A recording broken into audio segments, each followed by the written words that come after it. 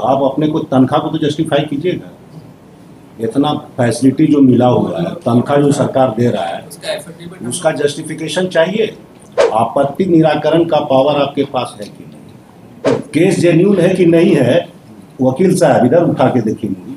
अभी हम लोग कल रजिस्ट्रार को पावर दे देंगे कि जेन्यून इससे उठा के रिट पिटीशन फेंकना शुरू कर दे, तुरंत स्ट्राइक पर जाते हैं। पीछे किए थे कि नहीं? एक कॉम्पिटेंट अथॉरिटी होता है, रिट डिसमिस करने का पावर मेरे पास है तो मेरे पास है। ये झारखंड के 100% केसेस में देख रहे हैं। With due respect, circle officer साहब एक बेकार से चिट्ठी निकालते हैं बिना डॉकेटिंग का, कुछ अल्टीरियर पर्पस से फुलफिल हो जाता है तो फाड़ के फेंक देते हैं, चूंकि गवर्नमेंट रिकॉर्ड में है नहीं। सिटीजन बेचारा दौड़े हुए हमारे पास आता है कि देखिए एक तो हमको प्रेम पत्र भेज दिए हैं जिसका डॉकेटिंग नहीं है, और पत्रांक पर आप किसी का राइट डिसाइड कर दे रहे हैं। What sort of procedure is going on in Jharkhand? Rule of law में एक ही चीज होता है, process, due process, fair process. Where is the process? Inquiry कीजिए और सब सीओ सबको जेल भेजिए या जिसको भेजना है। एक चीज ध्यान में रखिएगा, जब वकील साहब, अगर पिटिशनर का टेक्निकल डिफेक्ट दिखाइएगा, आपके काउंटर के लैंग्वेज पर सबको जेल भेजना शुरू कर देंगे, क्योंकि लॉ इज सेटल्ड।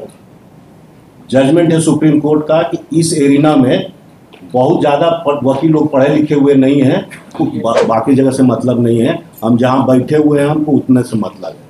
यहाँ न्याय करने के लिए बैठे हुए हैं, किसी का अंग्रेजी सुधारने के लिए नहीं बैठे हुए हैं। एक डिस्प्यूट आया है, आपको डिस्प्यूट नहीं समझ में आ रहा है तो बुला के पूछ लीजिए उससे, समझ में आ जाएगा। अपना जुडिक्शन देख लीजिए, किस लॉ में कहाँ पर ऑपरेट करना है। जो आपको पावर मिला हुआ उतना काम कीजिए। 100 मकान के बीच में एक मकान में आपको गलती कहाँ दिखता है, बाकी 99 मकान कहाँ जाएगा? बात समझ रहे हैं sir? Have you seen the order dated 24/7/2025?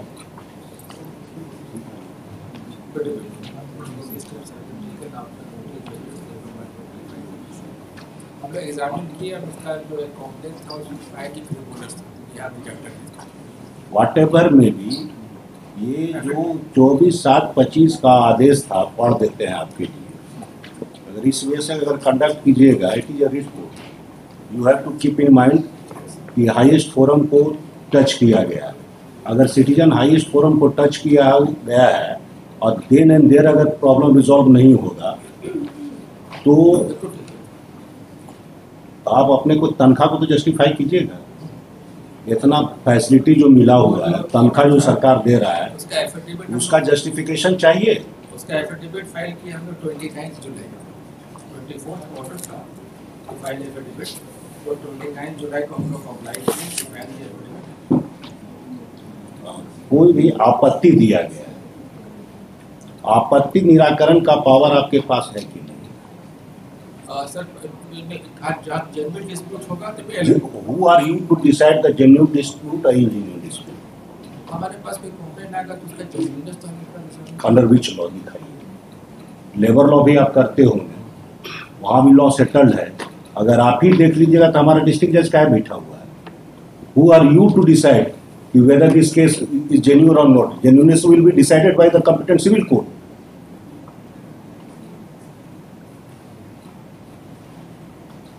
आप पॉलिटिकल कनेक्शंस पर खाली किसी को नहीं ना रिजेक्ट कर दीजिएगा।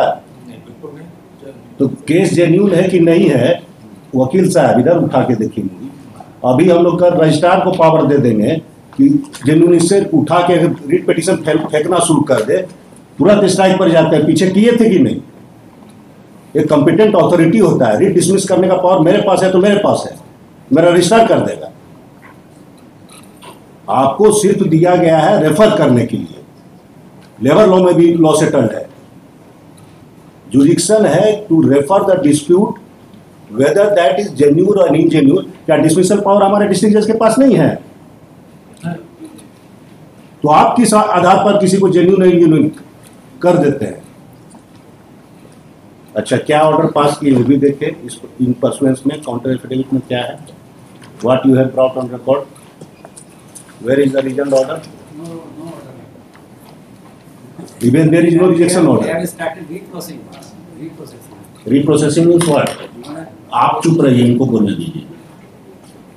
Take your seat. एफिडेविट में तो हम लिखे हैं, उसमें ये लिखे हैं, दिखाइए। Page number 20।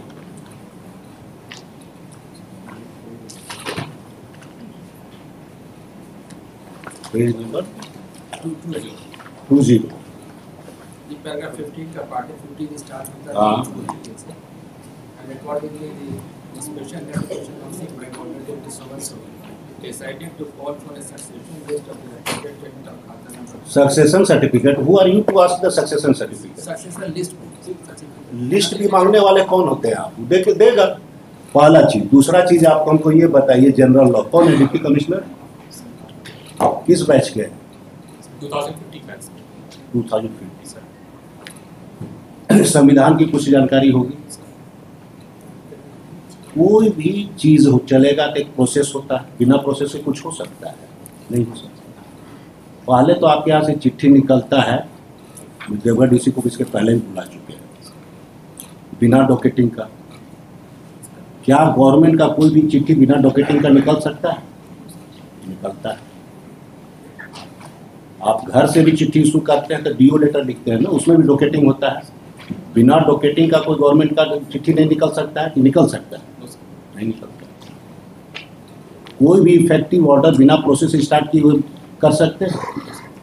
Where is the process? ये पत्रांक नंबर है महाराज।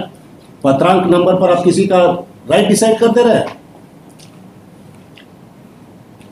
देखिए, आप देखिए, पत्रांक है आपका, एक पत्रांक लिखा हुआ है और उसमें एफिडेविट फाइल कर देने की हम रिजेक्ट कर दिए।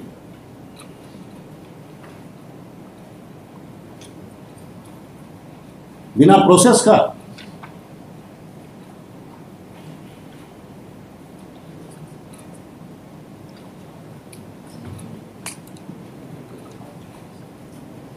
ये झारखंड के 100% केसेस में देख रहे हैं, with due respect. Circle officer साहब एक बेकार से चिट्ठी निकालते हैं बिना डॉकेटिंग का, कुछ अल्टीरियर पर्पस से फुलफिल हो जाता है तो फाड़ के फेंक देते हैं, चूंकि गवर्नमेंट रिकॉर्ड में है नहीं।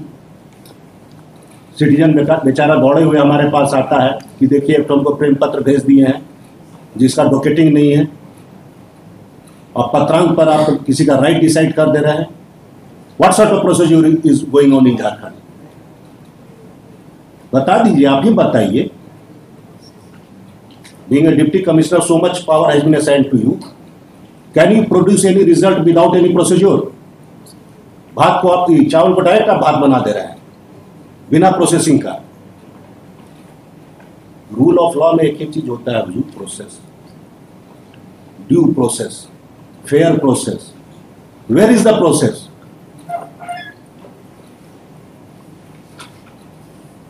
इंक्वायरी कीजिए और सब सीओ सबको जेल भेजिए या जिसको भेजना है।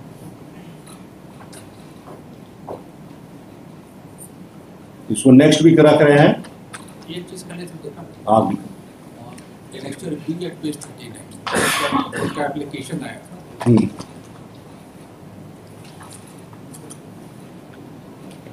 39। हाँ, रिपोर्ट है।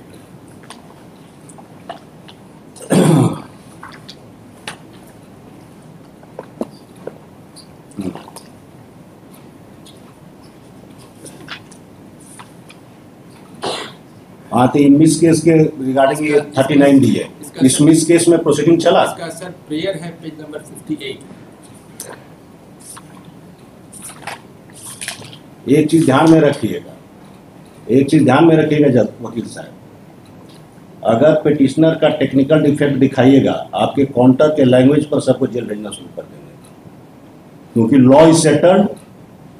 जजमेंट है सुप्रीम कोर्ट का कि इस एरिना में बहुत ज़्यादा वकील लोग पढ़े लिखे हुए नहीं हैं और रिजेक्शन के लिए आप बैठे हुए नहीं हैं। एक डिस्प्यूट को जेन्युइनली रिजॉल्व करने के लिए आप बैठे हुए हैं। देयर इज सम डिफेक्ट, या प्रेयर का अंग्रेजी बुझाता है इन लोग को। हमारे पॉपुलेशन को कितना इंग्लिश आता है? आप टेक्निकल ग्राउंड पर ही आपका काउंटर में देखना शुरू करेंगे, आपका काउंटर में कोई अंग्रेजी ठीक नहीं रहता है।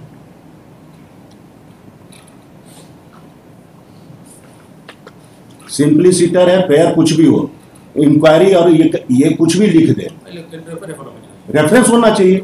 सेक्शन 64 में हम लोग रिट में नहीं देख रहे हैं महाराज, रिट में देखना शुरू करें, अभी से आपको खड़ा करके दिखाते हैं 80% रिट डिसमिस हो जाएगा। जी देख रहे हैं आप, पिटीशन देखिए चाहे काउंटर, दोनों साइड का वही कर रहे हैं। हमारे साइड के पॉपुलेशन का एजुकेशनल क्वालिफिकेशन भी कैलिबर देखना होगा ना। यही करेंगे सब यही करेंगे।